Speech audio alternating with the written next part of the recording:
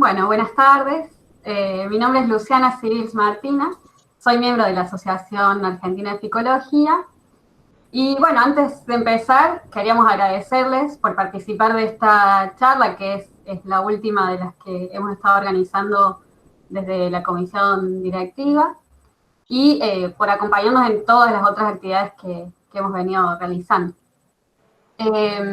En esta charla vamos a escuchar a las doctoras Paola Escodelaro Bilbao y Melanie Hugues, que nos contarán diversas aplicaciones de las algas. Al igual que en las charlas anteriores, esta charla va a quedar grabada y disponible en nuestro canal de YouTube, en donde nos pueden buscar como Asociación Argentina de Psicología. Pueden suscribirse al canal, si tocan la campanita les avisa a medida que vamos subiendo los nuevos videos. Durante la charla les pedimos que mantengan el micrófono apagado. La cámara no hay problema, si quieren dejarla encendida, no afecta en nada. Y al final de cada charla se van a ir respondiendo las preguntas que pueden escribir en el chat y las leemos, o pueden encender su micrófono en ese momento y hacerlas personalmente. Bueno, vamos a empezar entonces con Paola. Paola Escodelaro Bilbao es bioquímica y doctora en bioquímica por la Universidad Nacional del Sur de Bahía Blanca. Actualmente es investigadora asistente en el Centro de Recursos Naturales Renovables de la zona semiárida, CERSOS, CONICET, UNS, y docente del Departamento de Biología, Bioquímica y Farmacia de la UNS. Su tema de trabajo son las microalgas oleaginosas, buscando la integración de estrategias para la obtención de triacilglicéridos con potencial aplicación en la producción de biodiesel. Tiene numerosas publicaciones en revistas científicas, exposiciones en reuniones, ha participado y dirigido proyectos en relación al cultivo de microalgas con aplicaciones bioenergéticas, nutracéuticas o industriales. Paola es socia de la asociación, así que le agradecemos su participación en este encuentro. Y bueno, te escuchamos cuando quieras, Paola. Hola, buenas tardes. Antes que nada, agradecerles a ustedes por la oportunidad de divulgar un poco más allá de nuestra ciudad el trabajo que estamos haciendo. Ahí voy a compartirles la presentación para iniciar la disertación. Bien.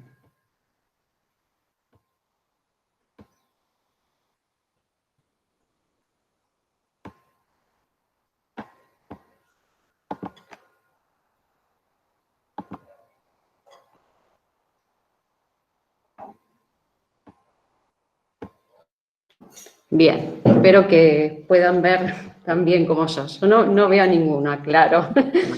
Sí, bueno, me alegro. El título de la disertación es Las microalgas como fuentes de distintos productos de interés comercial.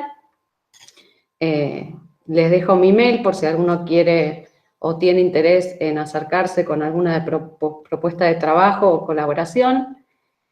Y bueno, para comenzar con la charla, la mayoría de ustedes se habrán dado cuenta que en estos años han aumentado notablemente la cantidad de publicaciones en el área de las microalgas. Esto es debido porque estos microorganismos tienen la capacidad de sintetizar diversos compuestos que son de interés comercial, con aplicaciones en distintas áreas o industrias, como ser la cosmética, la nutracéutica, la alimentación animal y otras como generando productos que son materia prima para la producción de biocombustibles. La síntesis justamente de estos compuestos de interés comercial la realizan captando la energía lumínica del sol y el dióxido de carbono de la atmósfera, y de esta manera las microalgas contribuyen con la bioremediación del medio ambiente.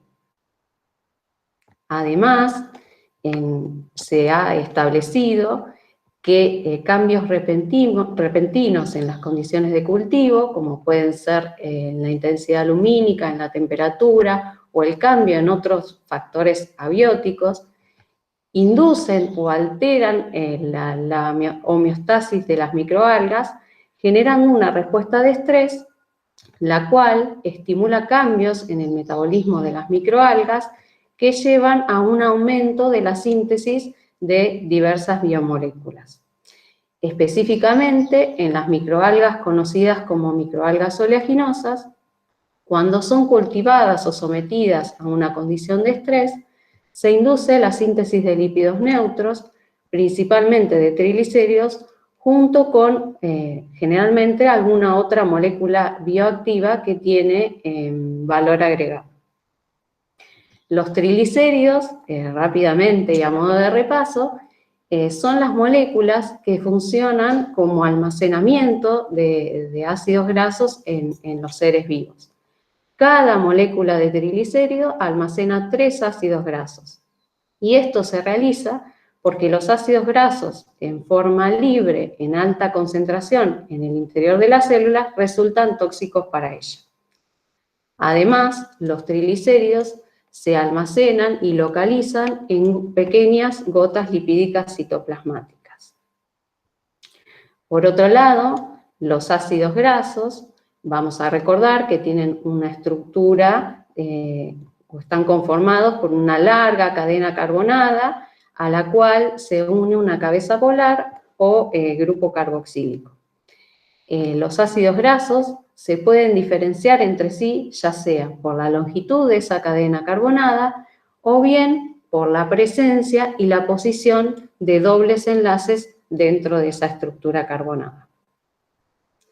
Entonces, en función de la presencia o ausencia de dobles enlaces, los ácidos grasos pueden clasificarse en ácidos grasos saturados, que de ahora en más los vamos a ver como SFA, de las siglas en inglés, que son aquellos ácidos grasos que no poseen insaturaciones o dobles enlaces en su estructura.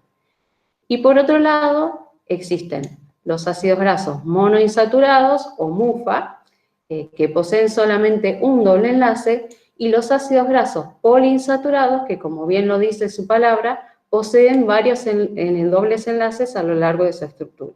A estos últimos los vamos a denominar UFA. Además, la nomenclatura de los ácidos grasos contempla considerar el número total de átomos de carbono de la estructura carbonada, seguida del número de insaturaciones, y cuando se adopta la nomenclatura omega, se especifica la posición del primer doble enlace, contando como carbono número 1 el carbono que pertenece al extremo metilo-terminal. Además, vamos a destacar que no todos los seres vivos no pueden sintetizar todos los ácidos grasos que requieren. Entonces, estos ácidos grasos deben ser incorporados de alguna manera en el organismo y se conocen o denominan como ácidos grasos esenciales. Algunos de los ácidos grasos esenciales que vamos a mencionar más adelante a lo largo de esta presentación son aquellos que pertenecen a la familia de los omega 3, como el ácido linolénico, el docosahexaenoico y el eicosapentanoico o EPA, y otros pertenecientes a la familia de los omega 6, como el ácido linoleico o el ácido araquidónico. La importancia industrial de los ácidos grasos poliinsaturados es diversa, con aplicaciones en el área de los alimentos, de cosmética, de nutracéutica, y a los fines de esta presentación vamos a resaltar su utilización con fines acuícolas. Por otro lado, cuando existe una alta cantidad o concentración de ácidos grasos saturados o monoinsaturados, estos son valorados como materia prima para la producción de biocombustibles.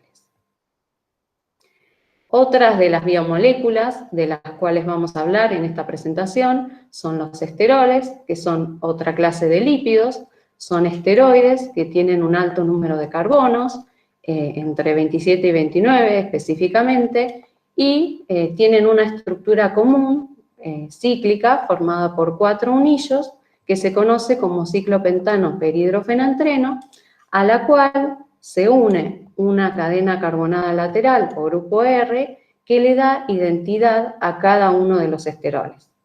Como todos sabemos, el más famoso, pero justamente no por buena fama, es el de los esteroles, es el colesterol. Y además existen esteroles de origen vegetal a los cuales se los denomina fitoesteroles. Estas moléculas forman parte de la membrana celular de las algas y de las plantas y tienen un rol crítico en su crecimiento, en la respuesta a la luz y en el proceso de fotosíntesis.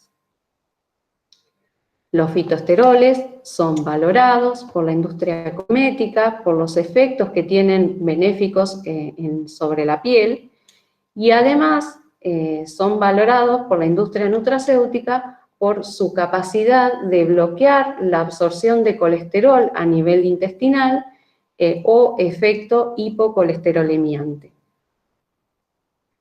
La última clase de biomoléculas que vamos a tratar en esta presentación son las proteínas.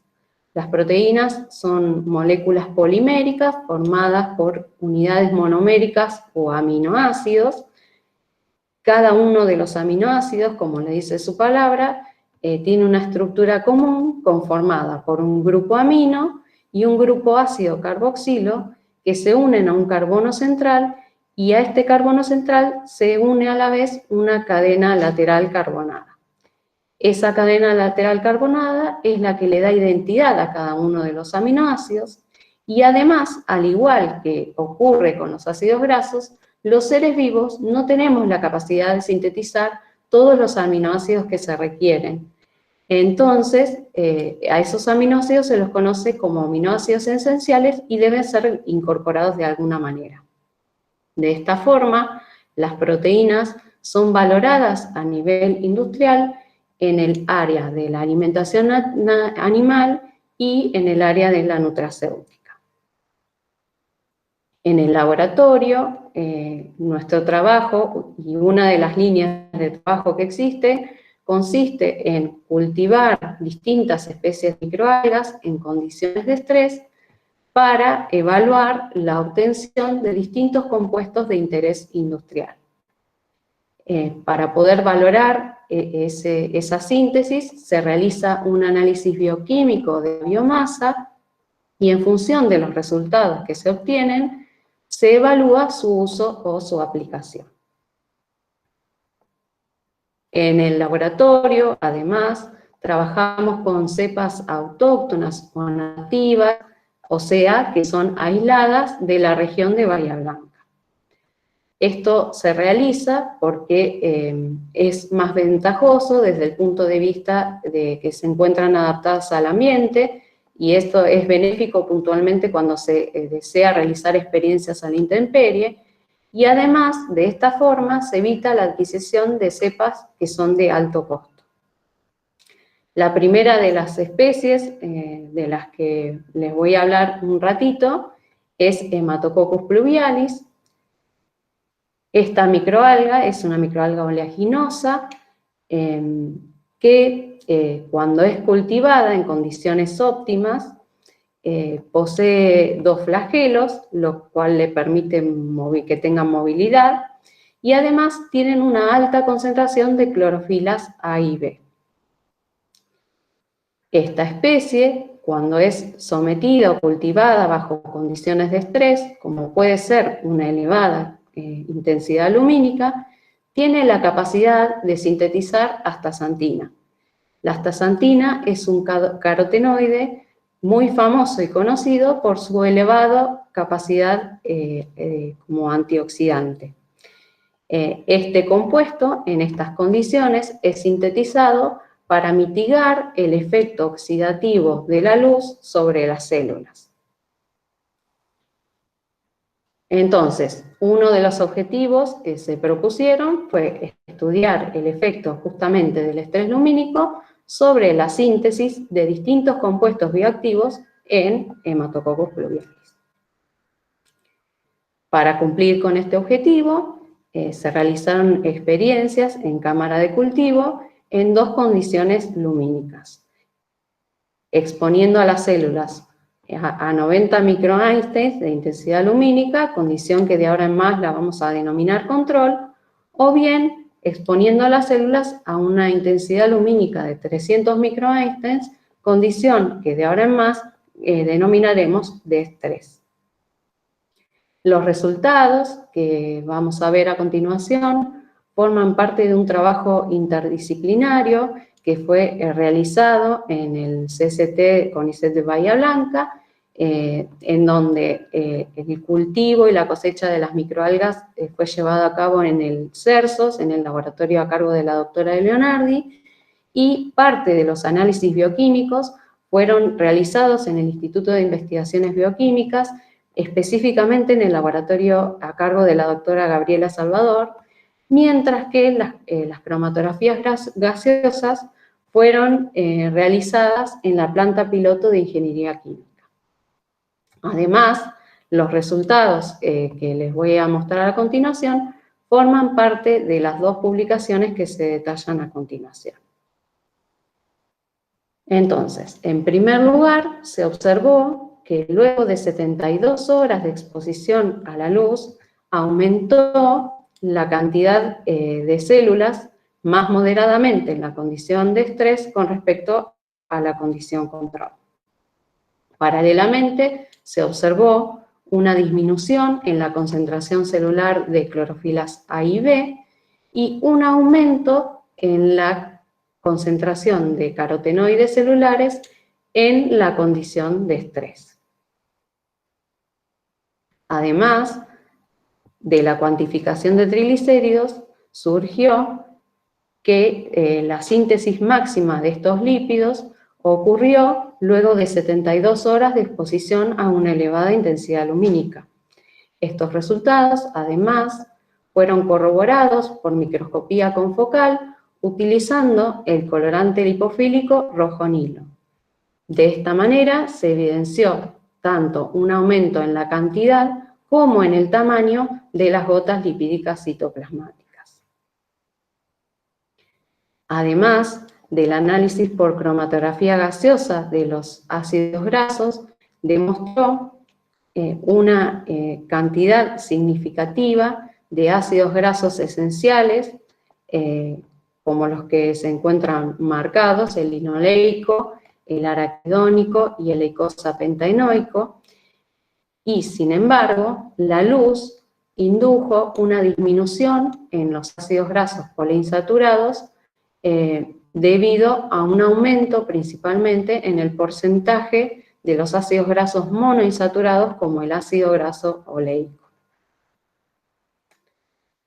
Además, la cuantificación de esteroles reveló que a las 72 horas de estrés lumínico se produjo la máxima síntesis de esteroles, tanto libres como esterificados a ácidos grasos. Esto además se corroboró por microscopía confocal utilizando la sonda fluorescente Top Fluor Colesterol. Además, el análisis cromatográfico reveló que el estrés lumínico induce principalmente la síntesis de colesterol por sobre la de los fitoesteroles. Sin embargo, los fitoesteroles continúan siendo los esteroles más abundantes de esa fracción, representando aproximadamente un 80% de ella. Además, se observó que existe una correlación lineal entre la síntesis de esteroles y la síntesis de triglicéridos. De acuerdo a esta observación, se analizaron y ensayaron distintos inhibidores farmacológicos de ambas vías para revelar así que su síntesis ocurre de manera coordinada. Por otro lado, se evaluó el efecto o actividad biológica de los esteroles sobre una línea celular de neuroblastoma humano conocida como IMR32. En primer lugar, se determinó que los esteroles aislados de hematococcus pluviales indujeron una disminución de la viabilidad de dichas células. Además, los esteroles lograron inducir cambios morfológicos a nivel de los núcleos de las células IMR32 y se observó un aumento de la liberación de la enzima lactato deshidrogenasa, que es una enzima que normalmente debería permanecer en el citoplasma de las células, y paralelamente un aumento de la actividad de la enzima caspasa 3, una enzima implicada en el disparo de la muerte celular programada de estas células. Por lo tanto, se determinó que los esteroles aislados a partir de Haematococos pluvialis inducen la muerte celular programada o apoptosis de las células IMR32. Hasta acá, todo lo que tenía que ver con Haematococos pluvialis. Otras de las especies que se encuentran disponibles en nuestro laboratorio es Cylindroteca clostridium.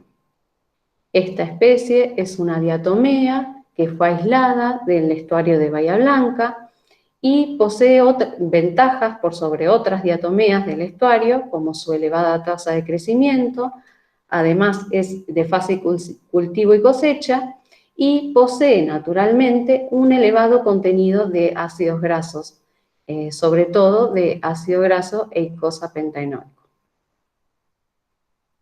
El objetivo que se persiguió utilizando esta especie fue estudiar el efecto de la disminución de la temperatura sobre el crecimiento de la especie y su composición lipídica. Principalmente esto se efectuó para evaluar la utilización de la biomasa con fines acuícolas. Los resultados que se van a presentar a continuación forman parte de la publicación que se muestra en la pantalla. Fueron realizados en conjunto entre el CERSOS y la planta piloto de ingeniería química y además forman parte de una tesis doctoral en desarrollo que la está llevando a cabo en el laboratorio la licenciada María Delfina Almeida. Para cumplir entonces con el objetivo propuesto, en primer lugar se realizó un escalado a partir de cultivos stock y las experiencias se llevaron a cabo en fotobioreactor en condiciones controladas durante 10 días. Además, se ensayaron 3 condiciones diferentes de temperatura. La condición control, la cual se mantuvo a 20 grados durante los 10 días de desarrollo de experiencia. La condición que de ahora en más vamos a denominar LTSP, en la cual se disminuyó la temperatura en 9 grados al comienzo de la fase estacionaria de crecimiento de las células, y la condición LTEP, que viene de las siglas en inglés, ya que para esta condición la temperatura se disminuyó al comienzo de la fase exponencial de crecimiento de las células. En primer lugar, se evaluó la velocidad de crecimiento, en donde no se establecieron diferencias estadísticamente significativas entre las 3 condiciones de temperatura ensayadas.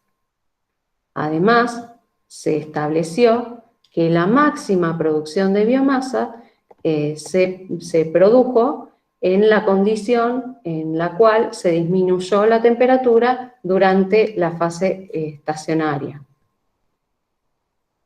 Del análisis de lípidos se puede observar que la fracción de lípidos neutros es la fracción mayoritaria en los 3 tratamientos de temperatura, seguida cuantitativamente de la fracción de glicolípidos y, por último, de la de fosfolípidos. A la vez, centrándonos en esta fracción de lípidos neutros, se puede observar que el mayor contenido de lípidos neutros se logró disminuyendo la temperatura durante la fase estacionaria. Además, se estableció que la composición principal de esta fracción correspondió a los triglicéridos. Estos resultados también se evaluaron mediante microscopía confocal, utilizando nuevamente el rojo Nilo para evidenciar las gotas lipídicas citoplasmáticas y por microscopía óptica utilizando el colorante lipofílico Sudan. Además, se estableció que la disminución de la temperatura de cultivo indujo un aumento en la cantidad de ácidos grasos poliinsaturados. Considerando y haciendo un análisis dentro de los ácidos grasos esenciales, se observa que la disminución de la temperatura de cultivo aumenta la síntesis por igual de ácidos grasos eicosapentaenoico y docosahexaenoico, mientras que al disminuir la temperatura en fase estacionaria, se logra una mayor producción de ácido araquidónico. Con respecto a los esteroles, se puede observar en el gráfico que la disminución de la temperatura de cultivo induce su síntesis, principalmente debido a un aumento de la síntesis de colesterol por sobre la de los fitoesteroles. Por último, realizando o analizando la cuantificación o el contenido de proteínas de la biomasa, se puede observar que la disminución de la temperatura en la fase exponencial logra aumentar de forma máxima la cantidad de proteínas. Sin embargo, se realizó el análisis de la composición aminoácidica luego de disminuir la temperatura en la fase estacionaria de cultivo, debido a los resultados que se mostraron anteriormente con respecto a la composición de los ácidos grasos, y considerando que la biomasa sería aplicable con fines acuícolas. Entonces, del análisis cromatográfico de los aminoácidos, se observó que el 47% de esa fracción correspondió a aminoácidos esenciales. Por lo tanto, a modo de conclusión general, abarcando las dos especies presentadas, podemos decir que las microalgas representan una fuente renovable de compuestos bioactivos con diversas aplicaciones industriales y cuya síntesis puede regularse mediante el manejo de las condiciones de cultivo. Bueno, les agradezco a todos por su atención del otro lado. Bueno, muchas gracias, Paola. Muy interesante. No sé si alguien quiere preguntar algo o escribir en el chat.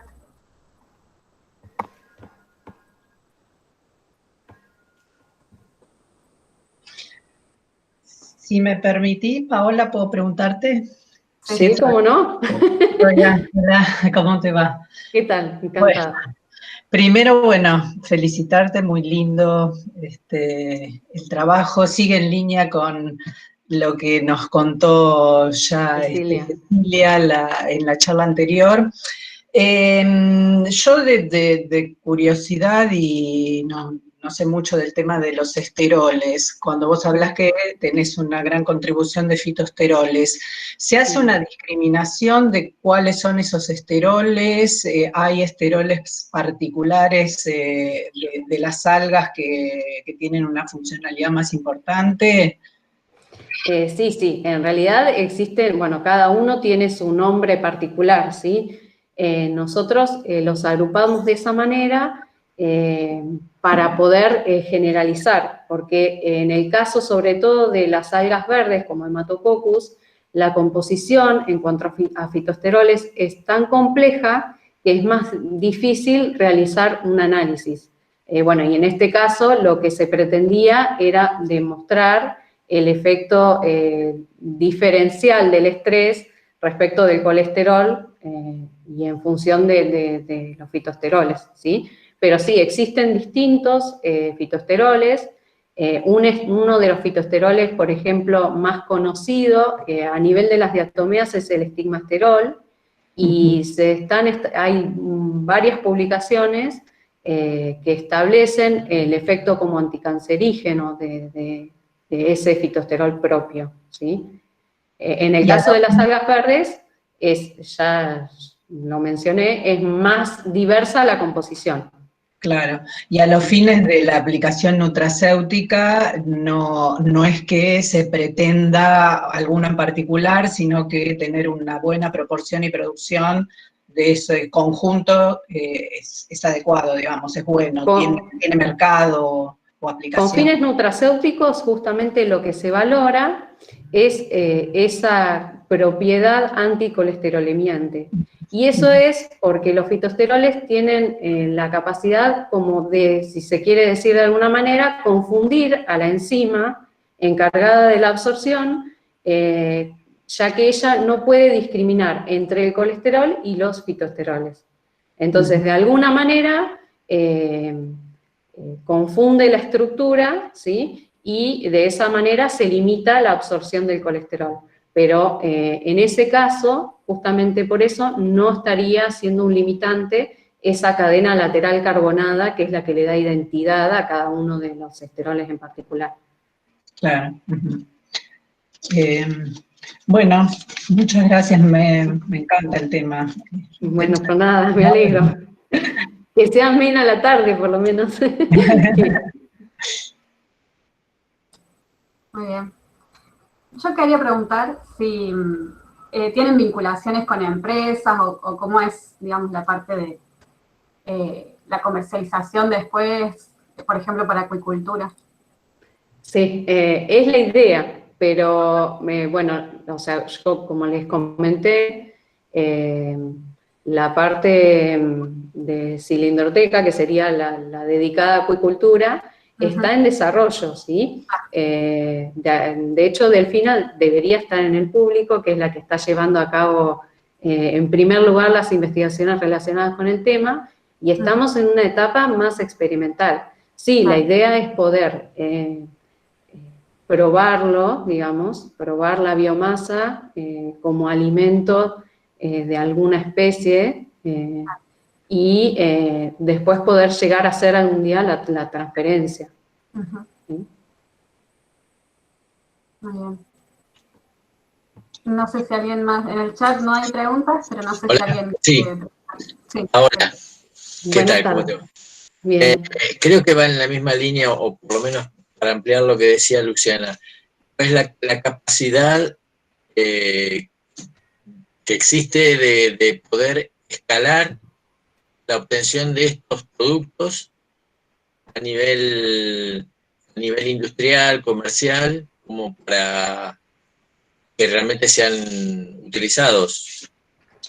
La capacidad es real. De hecho, por ejemplo, Hematococcus, en Israel hay empresas que se dedican a la síntesis por el momento de astaxantina. Pero Sí, ya sí, se yo está... me refería en Argentina. Ah, en Argentina. En Argentina lo que limita para poder poner este tipo de empresas son las leyes. Yo en un momento me contacté con una chica de Buenos Aires, Carolina Baldi, que estaba con intenciones de comenzar un emprendimiento utilizando Hematococcus para la síntesis de astaxantina, pero la verdad que son muchos los requerimientos, si se quiere, administrativos para poder llevar a cabo el emprendimiento, para poder llevarlo a la realidad. Pero no desde el punto de vista biológico. Claro, la capacidad de síntesis y las posibilidades que hay de escalado de los distintos dispositivos para hacer cultivos a gran escala lo hacen posible. ¿Y los costos de hacer una producción masiva como para realmente usarla en la industria es importante? Eso dependerá de la especie y del compuesto que esté en juego, del compuesto bioactivo del que se trate. En el caso de la astaxantina es muy buscada y sobrevalorada, ¿sí? Entonces, se justifica por demás el montar una industria para lograr aislar y utilizar esa sustancia como nutracéutico, ¿sí? Pero bueno, eso seguramente depende de las características de cada especie, de crecimiento, de rendimiento. Gracias. No, por nada.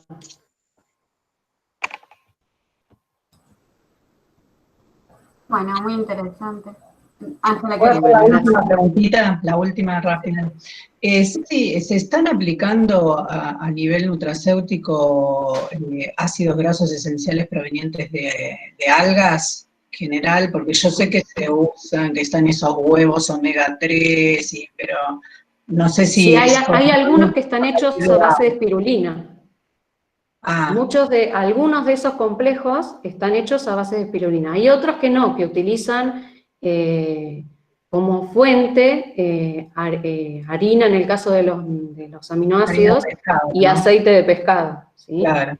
Pero bueno, es un recurso que está en crisis, Sí. el recurso por la pesca masiva, y hay incluso a nivel nacional un emprendimiento que utiliza espirulina para utilizar esos ácidos grasos como en el área de nutracéutica. Bárbaro, gracias. No, por nada. Muy bien. Bueno, no sé si alguien más quiere preguntarle algo a Paola.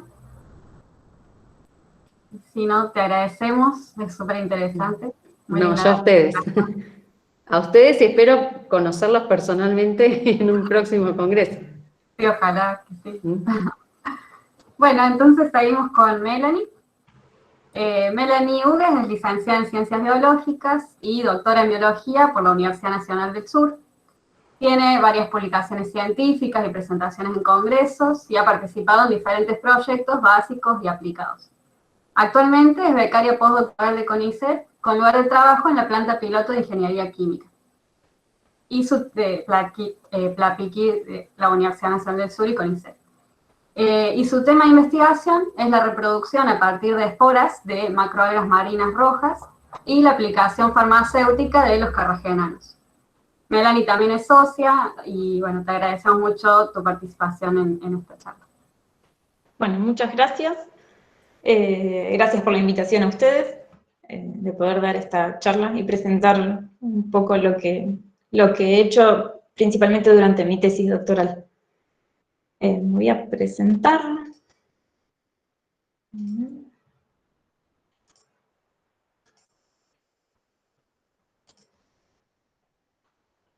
No sé si ahí se ve. Sí, ya lo vemos. Sí, se ve.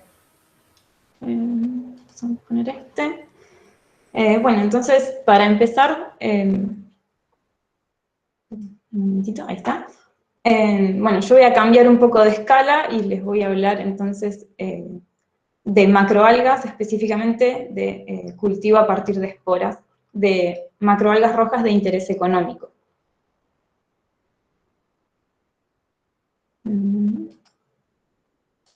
Ok, ahí está. Bueno, como comentó Paola, nosotros formamos parte del Laboratorio de Estudios Básicos y Biotecnológicos en Algas. Yo hice, este laboratorio forma parte del CERSOS, que es un instituto de doble dependencia UNS-CONICET.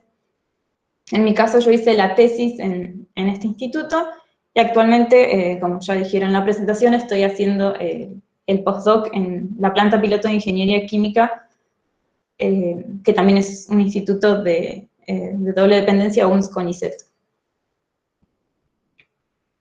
Bueno, entonces para cambiar un poco de contexto, ¿se escucha bien? Sí. Perfecto, dale. Sí, se escucha muy bien. Para cambiar un poco de contexto, yo les voy a hacer una breve introducción de lo que son las macroalgas. Las macroalgas es un grupo polifilético, es decir, que no comparten un ancestro común, habitan en ambientes variados y tienen diferentes tamaños y morfologías de talo. Se las divide en tres grandes grupos o divisiones, que son las clorófita o algas verdes, las rodófita o algas rojas y las ocrófita o algas pardas. La utilización de las macroalgas viene de hace muchísimo tiempo. En primer lugar, se las ha usado con fines domésticos, principalmente para la alimentación. Acá les pongo algunos ejemplos, como es el alga nori, que se usa en la elaboración del sushi, el cochayuyo, que es muy común en Chile, que se usa para hacer guisos y comidas de ese estilo, Y también, bueno, se puede encontrar en el mercado muchísimas especies de algas de forma secas, en forma de escamas, para usar en distintas comidas. Más recientemente se les ha dado también otro tipo de usos, más bien industriales, como la elaboración de fertilizantes, la extracción de fitocoloides y también la extracción de algunos productos de alto valor agregado. Yo me voy a centrar en esta presentación en lo que son los fitocoloides y las algas productoras de estos compuestos. Entonces, los fitocoloides son hidrocoloides provenientes de algas.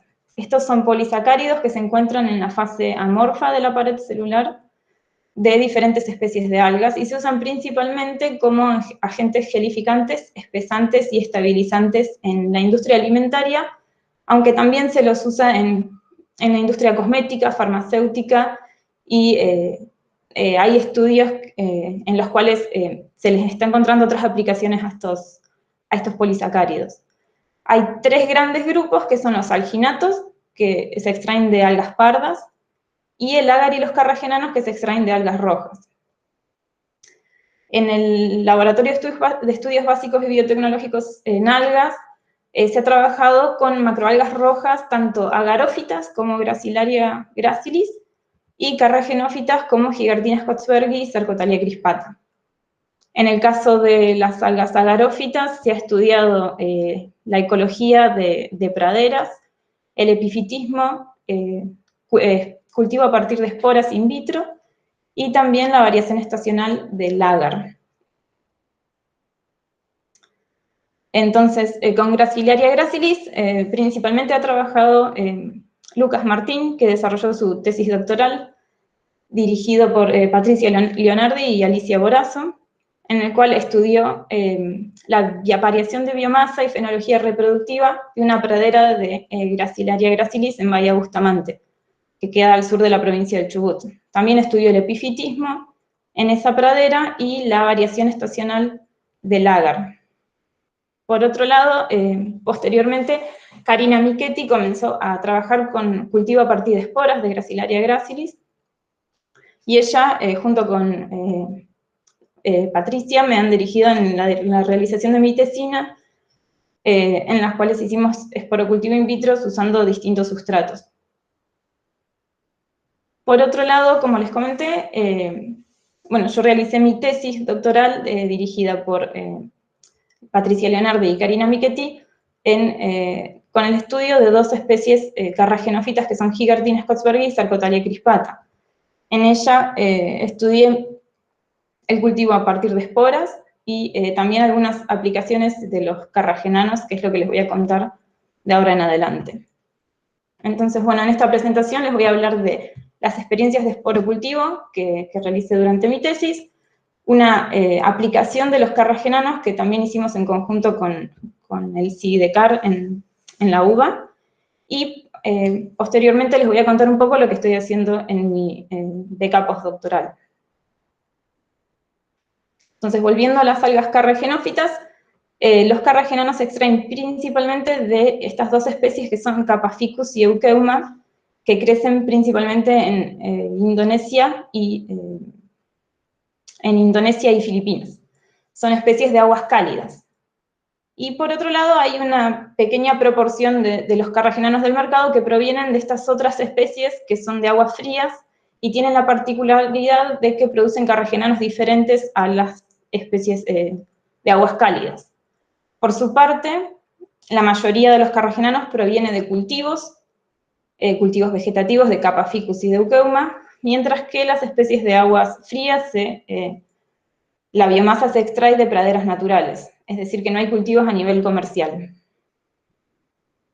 Antes de seguir con los cultivos, les voy a comentar un poco cómo es el ciclo de vida de estas algas, porque es un tanto complejo. Tiene 3 generaciones, o sea que es trigenético e isomórfico. Hay una generación gametofítica, tanto el gametofito masculino como el femenino. Hay una generación carposporofítica y una generación tetrasporofítica. Entonces, en estas algas, en las algas rojas, las las gametas y las células no tienen flagelos, así que bueno, se liberan los espermáceos, que es la gameta masculina, fecunda la gameta femenina y sobre el talo femenino se desarrollan los carpos porofitos dentro de una estructura que se denomina cistocarpo. Entonces, por eso a esta fronde se la denomina fronde cistocárpica. Esta generación, que es diploide, produce carpósporas diploides que se liberan, se fijan en el sustrato y dan una generación que es muy similar al gametofito, que se denomina tetrasporofito. En apariencia es similar. Dentro de este tetrasporofito se desarrollan soros tetrasporangiales en los cuales se produce la meiosis y se generan tetrásporas que al liberarse y germinar sobre un sustrato regeneran el ciclo dando otra vez los gametofitos masculinos y femeninos. Entonces en este ciclo tenemos dos tipos de talos que podemos encontrar en el ambiente, el gametofito y el tetrasporofito, y también hay dos tipos de esporas, las carposporas y las tetrásporas.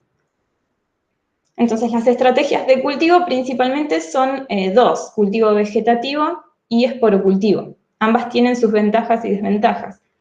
En el caso del cultivo vegetativo, la mayor ventaja es que se requiere escaso tiempo para obtener una alta biomasa cosechable. Pero por otro lado, se produce lo que es el envejecimiento de las poblaciones, ya que no hay recombinación genética. Por otro lado, en el esporocultivo, las plántulas que se generan son genéticamente no uniformes, porque justamente viene de la reproducción sexual de las algas, y por otro lado se necesita escasa biomasa para generar una gran cantidad de plántulas.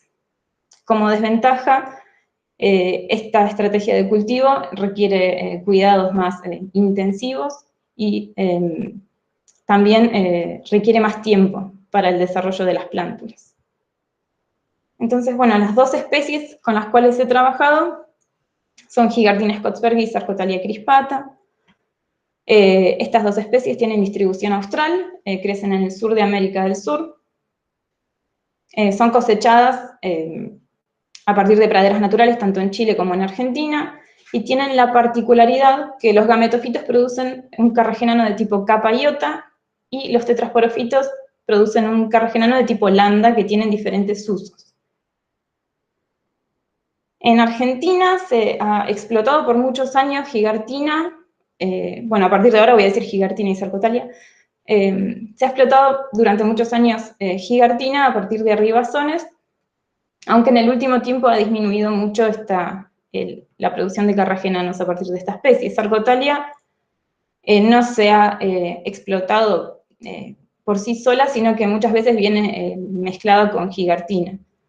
Los estudios que se han realizado en el país principalmente se han centrado en los carragenanos, en el grupo de química orgánica de la uva, y en cuanto a los estudios más biológicos, hay un solo estudio de María Luz Piris, que ella trabajó con una pradera de algas de camarones, que está al sur de Chubut, y estudié la fenología de esa pradera. Por otro lado, también hay algunos informes muy valiosos, como el de Asensi de 1981, que es bastante viejo, y el de Piris y Casas de 1996, que, bueno, para hacer mi tesis me han ayudado mucho. Bueno, esto les quería comentar que muy recientemente Gigartina scottsbergi cambió de género, así que ahora es Sarcopeltis scottsbergi, pero bueno, en esta presentación voy a seguir refiriéndome a ella como Gigartina. Entonces, pasando a lo que es el esporocultivo in vitro, a las experiencias que hicimos, el material para iniciar estos cultivos se recolectó en Cabo Raso, que es un paraje en la provincia de Chubut, que tiene una costa con mucho oleaje y rocosa, que es donde se desarrolla mejor justamente Gigartina. Bueno, entonces se recolectaron talos tanto cistocárpicos como tetraspóricos, a partir de buceo, dependiendo, bueno, Sarcotalia crece un poco a profundidades menores que Gigartina, pero entre 1 y 7 metros de profundidad. Acá, bueno, les presento a Gigartina. Este es la fronde cistocárpica y la fronde tetraspórica. Como ven, son bastante similares en aspecto, pero a su vez se pueden reconocer bastante fácil, a simple vista, porque sobre la fronda cistocárpica están estas papilas que adentro, en el caso de estar fértiles, contienen uno o varios cistocarpos, como se puede ver acá, el corte de una papila con 2 cistocarpos. A partir de acá se liberan las carpósporas. Por otro lado, en la fronda tetraspórica, o el tetrasporofito, se desarrollan soros tetrasporangiales que crecen inmersos en el talo. Entonces, en general, estas plantas son lisas, no tienen papilas. Bueno, y a partir de acá se liberan las tetrásporas. Por otro lado, esta Sarcotalia crispata es un poco más difícil de distinguir entre las frondas cistocárpicas y las tetraspóricas, porque sobre la fronda cistocárpica no se generan papilas, sino que los cistocarpos están inmersos en el talo. Entonces acá, bueno, tenemos también los cistocarpos, los soros tetrasporangiales, que son de menor tamaño que los cistocarpos, pero igual es bastante difícil distinguirlas.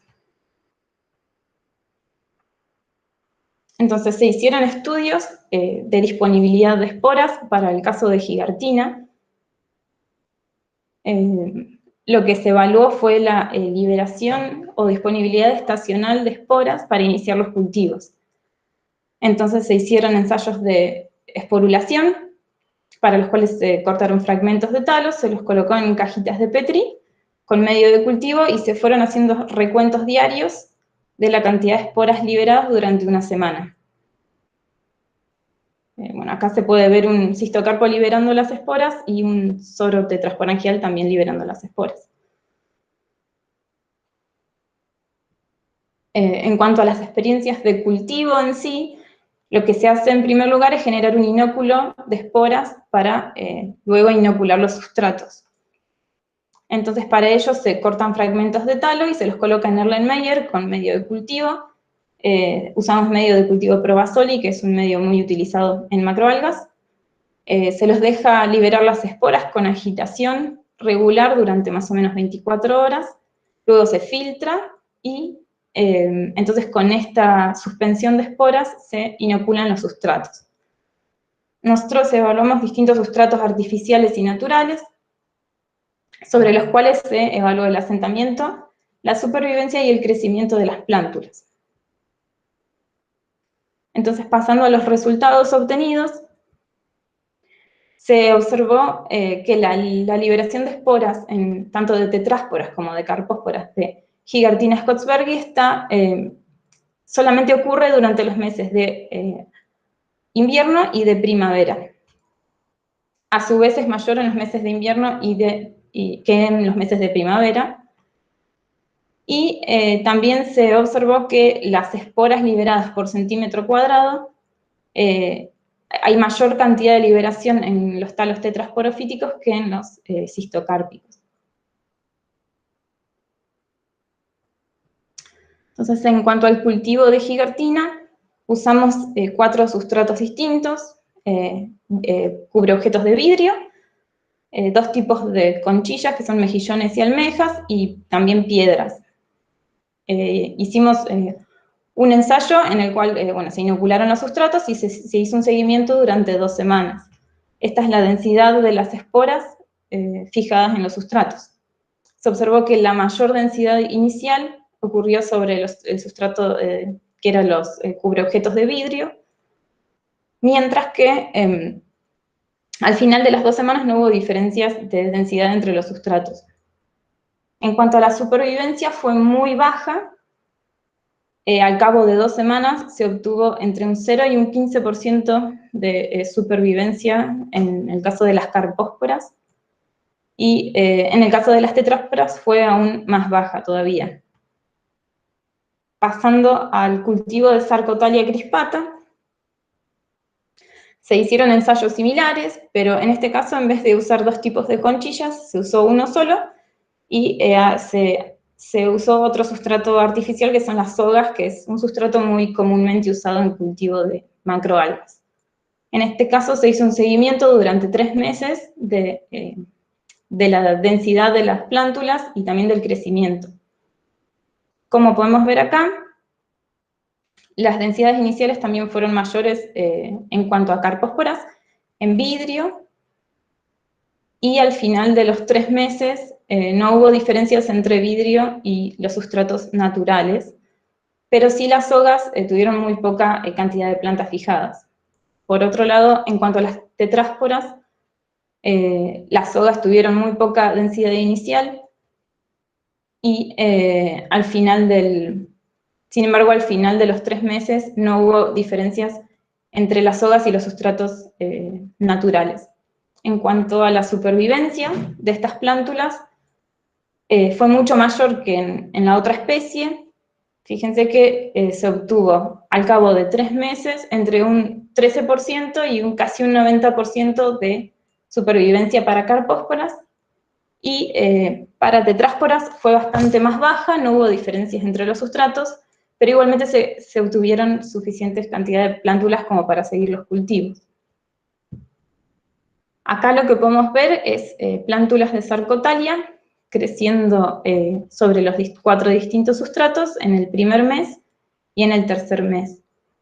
Entonces, como dijimos, los sustratos naturales, que son rugosos como las piedras y las conchillas, presentaron mayores densidades que el sustrato artificial que usamos, que fueron las sogas.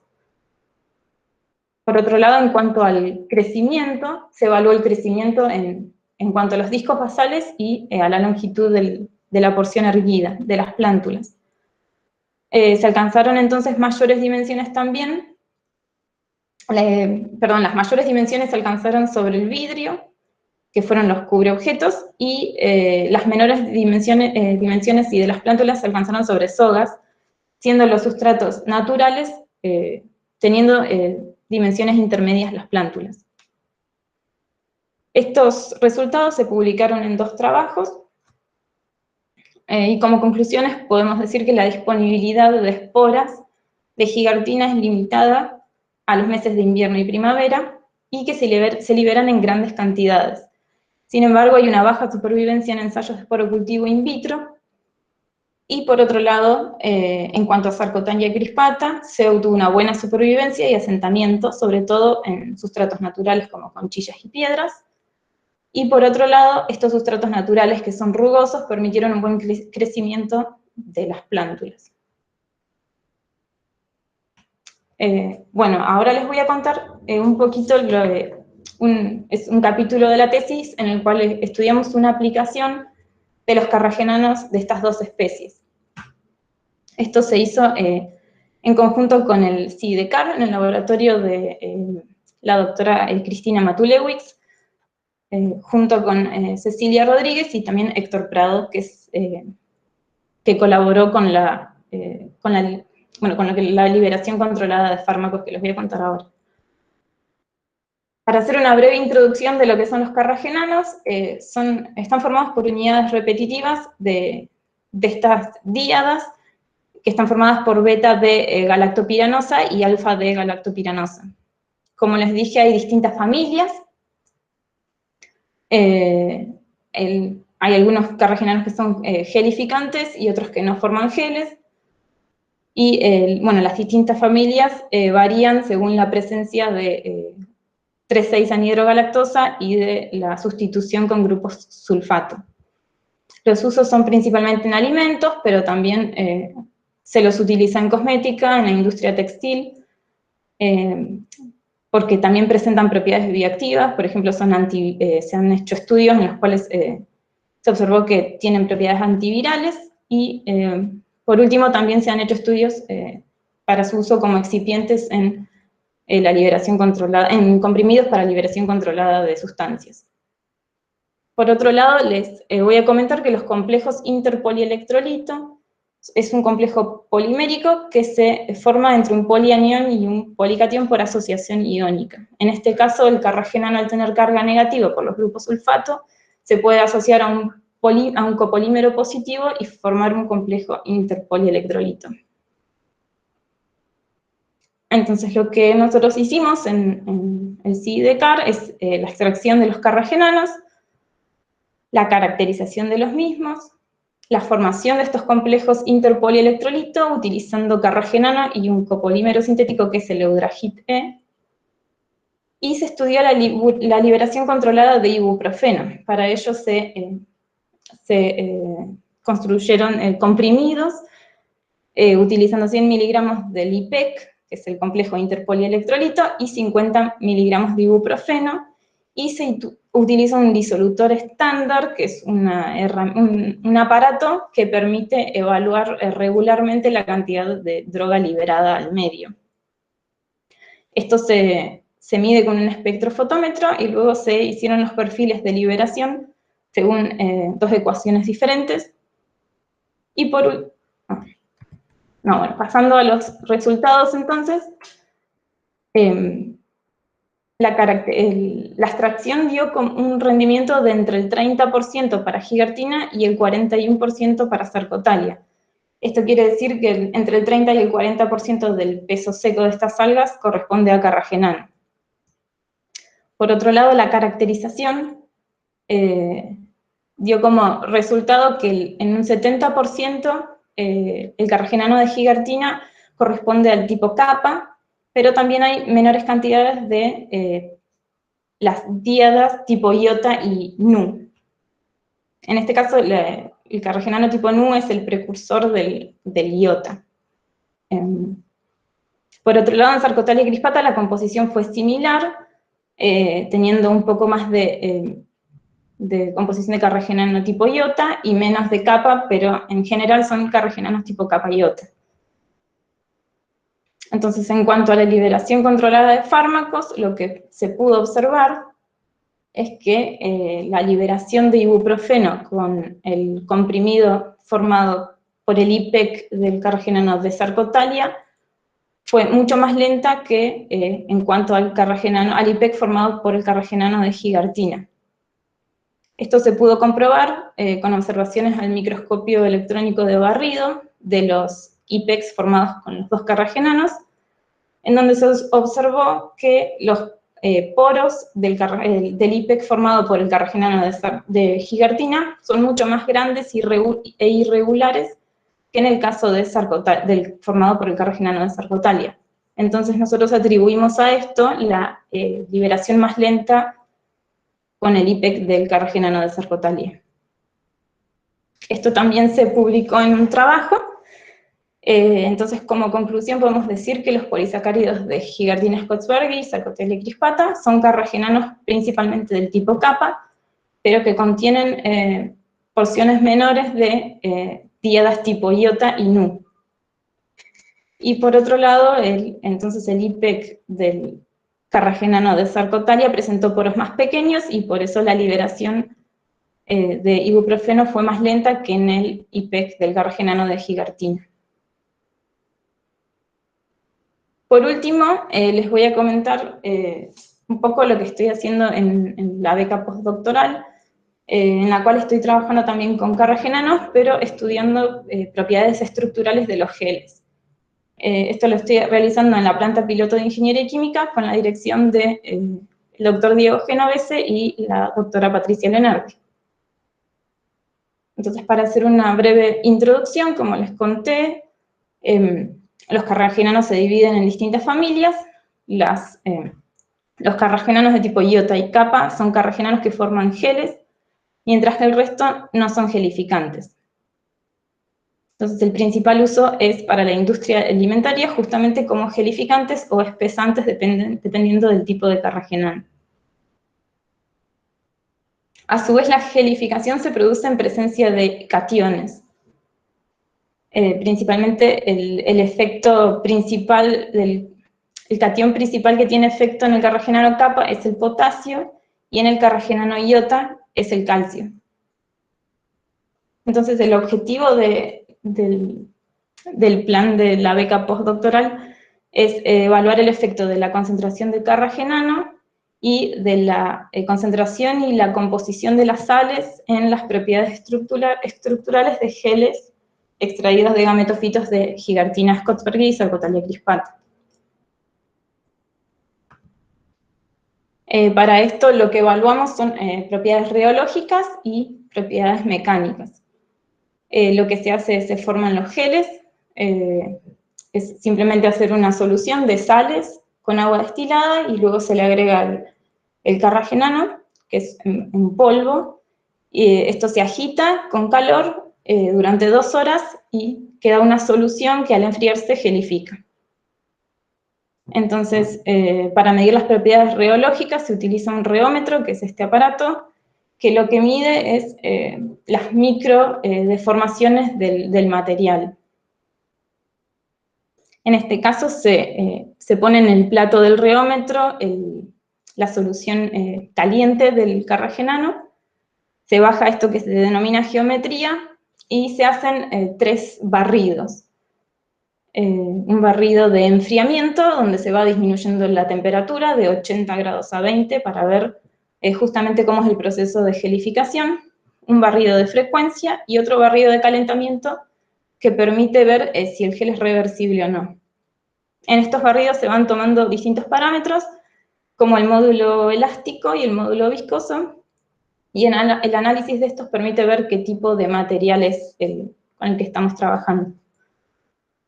En cuanto a las propiedades mecánicas, lo que se mide también son propiedades estructurales del gel, pero a mayor escala.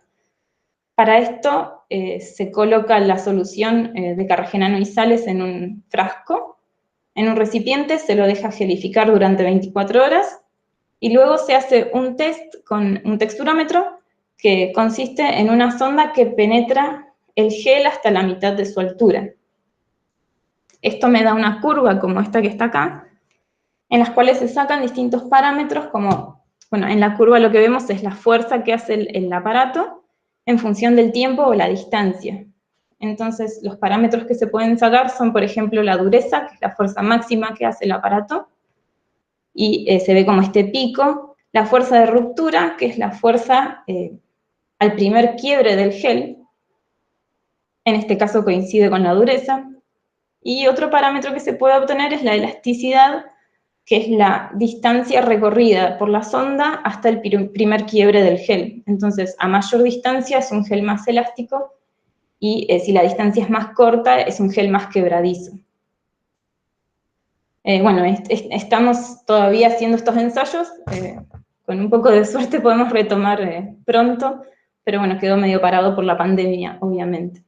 Esto es todo lo que les quería contar, así que bueno, muchas gracias. Bueno, Melanie, muchas gracias. Muy interesante. Muy linda presentación. No sé si alguien quiere hacerle alguna pregunta.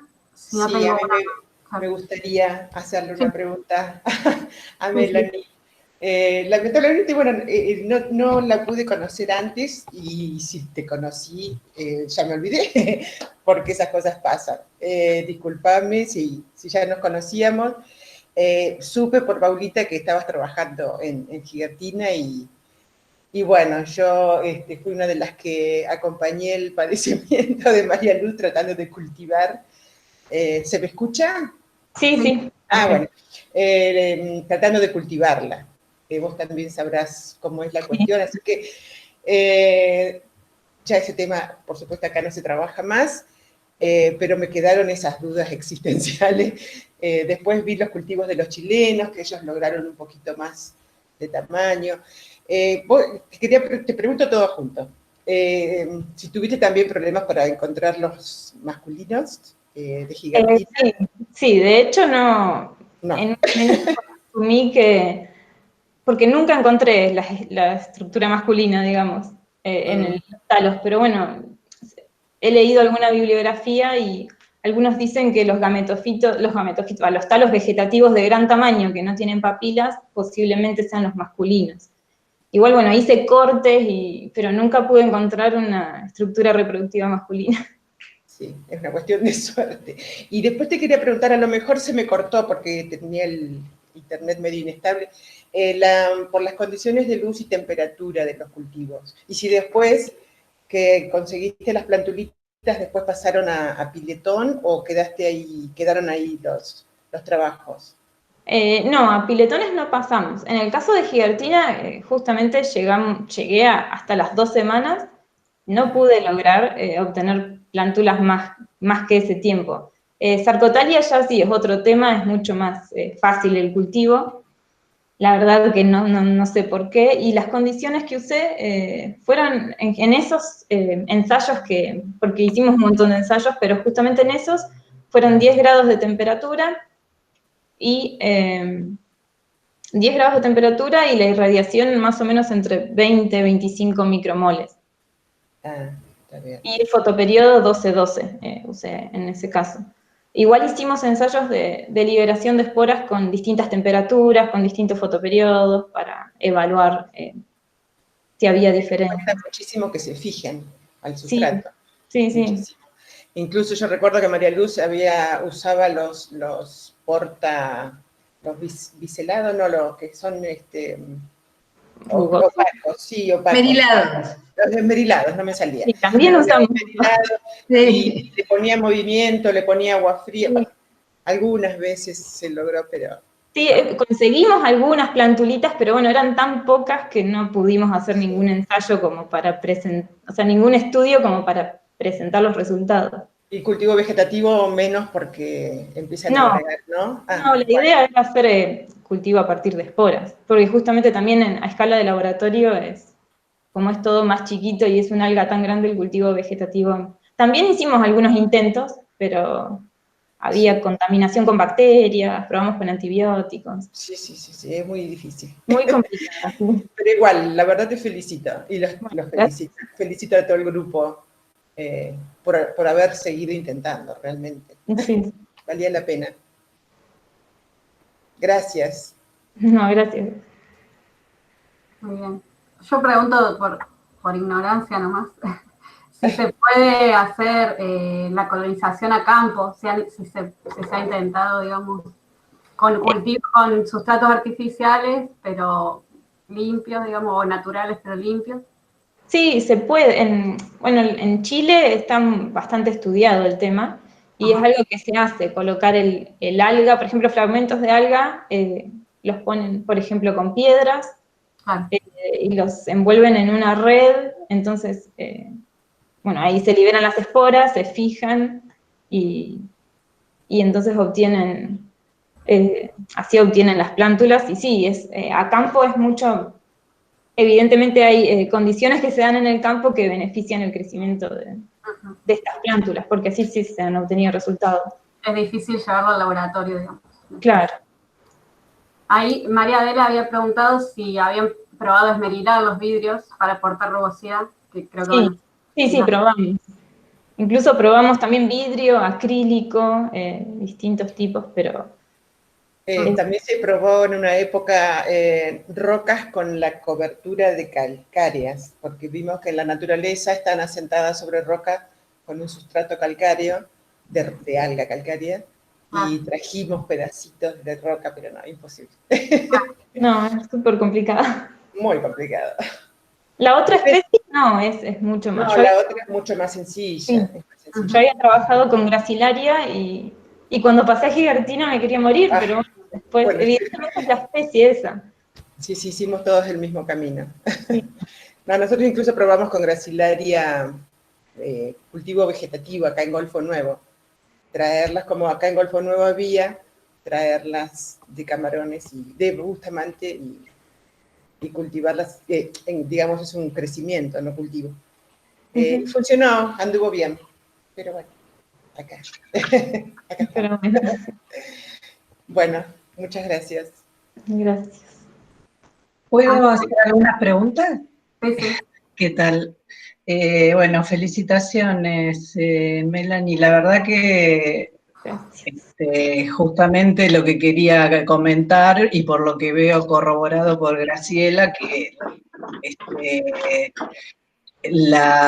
lo bueno de hacer cultivos de macroalgas, no estamos acostumbrados a que aquí en Argentina se dediquen a hacer cultivos de macroalgas.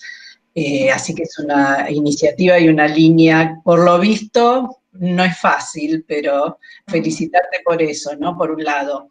Después, por otro lado, entonces consultarte con la especie que es la que has obtenido mejor crecimiento y desarrollo. ¿Qué expectativa de de escalada o de producción te parece que hay? Porque vos llegaste hasta los 3 meses y las plantulitas eran como las de la foto última que mostraste, esas eran plantulitas tuyas.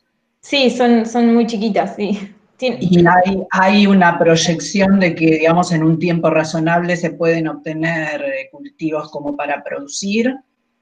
En realidad, ahora en esa línea no estoy trabajando más en cultivo porque estoy con los carragenanos ahora. Lo que se necesita es estar cerca del mar para hacer eso, porque esto, bueno, después se debería pasar a piletas de mayor escala y en última medida al hábitat natural. Eso se hace, en Chile, por ejemplo, se hace. Primero se hace como un hatchery que le dicen, donde se fijan las esporas en los sustratos y luego esos sustratos se llevan al ambiente natural.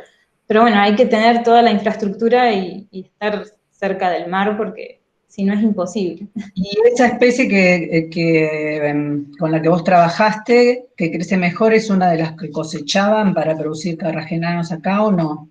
Esa especie en sí, sola no, pero sí por ahí es muy similar a gigartina en apariencia, entonces por ahí viene mezclada porque crecen en las mismas zonas. Entonces por ahí se mezclaban, como producen el mismo tipo de carragenano, no había diferencia, así que las procesaban juntas, pero principalmente la especie que se cosechaba era gigartina, una gracilaria en el caso de las agarófitas. Claro. No, y después, bueno, de la última parte que me parece un trabajo buenísimo, interesantísimo, el de la encapsulación y la liberación controlada del uso de los carragenanos en farmacéutica, ¿no? Digamos. Entonces, te quería consultar en ese trabajo cuál es la perspectiva que ves de aplicación real de los carragenanos obtenidos de estas algas en cuanto a cumplir con las regulaciones de calidad, porque, o sea, lo que yo pensaba es, están obteniendo los carragenanos de estos cultivos de algas que no creo que sean axénicos, porque son algas muy, muy difíciles de limpiar, y si el proceso de obtención de esos carragenanos hace que se obtenga un producto que realmente puede ir hacia la industria farmacéutica. Sí, ahí en cuanto a las regulaciones de la industria farmacéutica no tengo idea porque Héctor Prado, que es el que nos ayudó, bueno, el que me ayudó con los ensayos de liberación, es el farmacéutico y es el que se encargó de diseñar todo. Así que él sería el experto en el tema. Sí, claramente, igualmente los carragenanos que obtuvimos son de fuentes naturales, no de cultivos axénicos es imposible porque por el tamaño de las algas no se pueden obtener. Sí hay maneras de purificar estos polisacáridos, tal vez para llegar a un producto más puro, no sé, libre de bacterias y... sí. Sí, no, quería saber si eso lo habían podido probar o si simplemente el hecho de extracción y purificación ya hace que el producto quede con las especificaciones o con la calidad que se pretende en la industria farmacéutica, que además no sé de dónde, de qué fuente es el que se usa en farmacéutica, o los carragenanos para este tipo de encapsulamientos no se usan todavía en farmacéutica. ¿Saben eso? No, creo que están en estudios los... Perfecto. Sí. Perdón que me meta, Sí. no es específicamente mi tema, pero los carragenanos ya se usan en la industria farmacéutica. Sí. Sí, pero digo, para el encapsulamiento de... Con respecto a la purificación, no te sabría decir, pero a nivel mundial el carragenano se están usando. Industria farmacéutica. Posiblemente de Capaficus. Liberación controlada de fármacos. Igualmente, yo sé que hay en el mercado hay carragenanos que son más para uso farmacéutico y otros para alimentos que obviamente tienen menos restricciones, digamos. Deben ser menos purificados. Porque he estado averiguando para el tema de la beca postdoctoral, y sí, hay distintos tipos. No, muy, muy buena línea, muy interesante. Bueno, muchas gracias. Muchas gracias por la presentación. Sí, muy buena la presentación, muy buena, muy linda. ¿Puedo hacer una pregunta? Sí. Sí, ¿qué tal? Yo soy Coco de Ushuaia y quería saber dónde puedo conseguir información sobre el cachiyuyo, para usos comestibles y en cosmética. Información, ¿de qué tipo? O sea, ¿qué usos le puedo dar en comestible y en cosmética al cachiyuyo? Bueno, ahí no es mucho mi tema porque estoy más con algas rojas. En sí, bueno, las algas pardas en sí se utilizan principalmente para los alginatos, para la extracción de alginatos, que se usan mucho en alimentos. Y bueno, también tienen otro tipo de propiedades que están en estudio. No sé si específicamente macrocistis, hay una chica que no sé si está, que es Julieta Kaminsky, que está trabajando con los bosques de macrocistis. Sí, en el CADIC se trabajó mucho y, bueno, también en el CEMPAT, pero yo, por lo que entendí la pregunta que hizo, el cachiyuyo como comestible en forma directa, me parece que no. Creo que se utilizan los ácidos algínicos, los alginatos, como para gelificantes y esas cosas. Pero me parece que en forma directa no. Ah, yo lo estoy comiendo, o sea, yo lo estoy desecando y bueno, y comiéndolo, así es. ¿Eso que tenés ahí colgado es cachiyuyo? Sí. Bueno, la verdad que tenés un sistema digestivo privilegiado porque creo que tiene bastante, yo tampoco no soy química, pero tiene bastante fibra. Pasa de largo, digamos, para decirlo de alguna manera. Pero la que sí se usa es, bueno, la undaria, sí, el wakame. Sí, wakame sí. La undaria que sí se usa con fines comestibles. Es otra alga parda. Pero no llegó hasta Ushuaia. No. Todavía no. Se va salvando. Podrías incursionar en sushi a partir de frondes de macrocistis. Perdón, ahí Julieta está comentando en el chat que localmente hay gente que la consume, pero a poca escala. Y que también que Undaria no llegó por suerte a Ushuaia. No. Sí, te quiero ver hacer sushi con las frondes de Macrocity. Termina así haciendo casi un matambre. Sí. Perdón, no sé si se me escucha, no se me puede ver, porque tengo... Hola, soy Paula Raffo, ¿cómo están? Sí, te Chicas, escuchamos. a las dos, gracias por las presentaciones, la verdad que hermosas, súper interesantes. Felicitaciones. Y con respecto a la pregunta de macrocistis, en lo que es cosmética, sí, digamos, la forma más simple de uso, en algunos spa, por ejemplo, se usan para tratamientos que creo que se llama talasoterapia o algo por el estilo, donde lo que hacen es, justamente como decían Melanie y Graciela, tiene mucho alginato, que es esa gelatina que cuando la agarrás, viste, macrocistis, ya enseguida se siente como gelatinosa. Entonces simplemente se lava un poquito, se seca, y después ese alga molida, triturada, casi hecha polvo, se usa para poner en las bañeras y se hacen tratamientos y demás. Por supuesto que siempre hay que tener todos los cuidados que uno tiene que tener con las algas, tanto para consumo como para cosmética, con respecto a los lugares de donde se extrae, ¿no? Pues las algas además tienen la capacidad de absorber, un montón de cosas que pueden estar en lugares donde hay contaminación, cerca de centros urbanos, pero sí se usa para tratamientos de este tipo.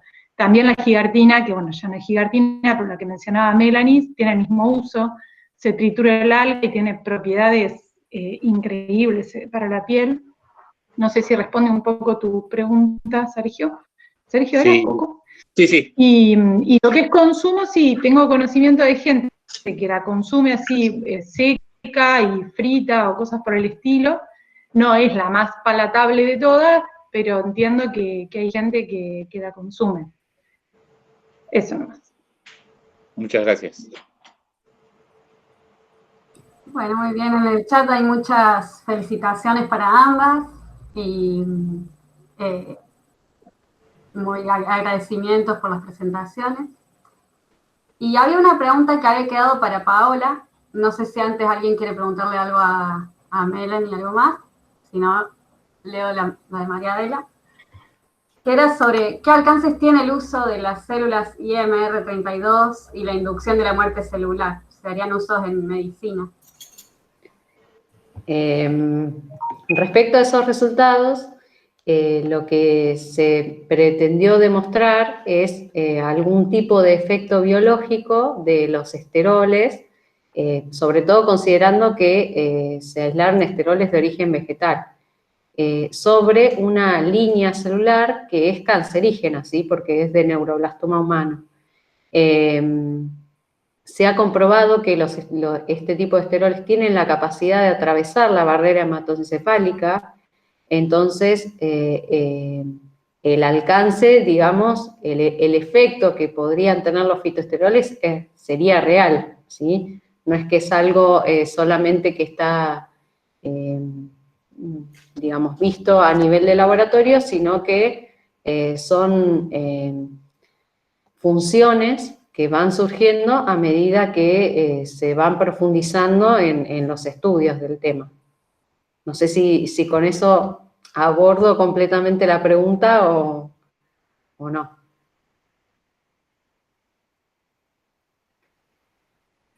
Estás silenciada, Luciana, ¿eh? No te escuchamos. Gracias. No, de nada. María Adela no tiene micrófono. Ah, bien. Parece que está hablando, pero no. Bien. Tiene ese problema. Pero bueno, ahí dice que sí, que está contestada. Bien, perfecto. Me alegro. Bueno, no sé si alguien más quiere preguntar algo. ¿Alguna de las dos? Les volvemos a agradecer y felicitar por las presentaciones, muy interesantes. Y bueno, como siempre, invitarlos a que se sumen a las redes. No sé si ahí ven lo que yo estoy presentando ya. Sí, se ve. Que nos pueden seguir tanto en Facebook como en Instagram o en el canal de YouTube, como dijimos al principio.